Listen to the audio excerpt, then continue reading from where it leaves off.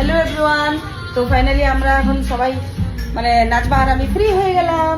তো এই যে আমার পার্লার, আমার ছোট্টখানা রোজি রুটির মন্দির। তো এটা আমি মন্দির ভাবি, এটা আমার একদম মন্দির, আমার ভগবানের জায়গা। আর আমার ক্লায়েন্টও ভগবান। এই যে নাজমা কি করছিস? চা বানাচ্ছি। চা বানাচ্ছে। এই যে নাজমা আর আমি এখন খাবো 2টা কাপের মধ্যে। 2টো কাপ কই? তার সঙ্গে কি চিড়ে ভাজা খেলি না? আমার আজকে খুব খিদে পেয়েছে রে। হ্যাঁ হ্যাঁ, ওটা খাবো চায়ের সঙ্গে। এই যে নাজমা চা বানাচ্ছে। তো নাজমা আজকে সকাল থেকে বেচারি অনেক খাটছে, স্টাফ নাই, একা পড়ে গেছে, কিছু করার নাই, কি করবো।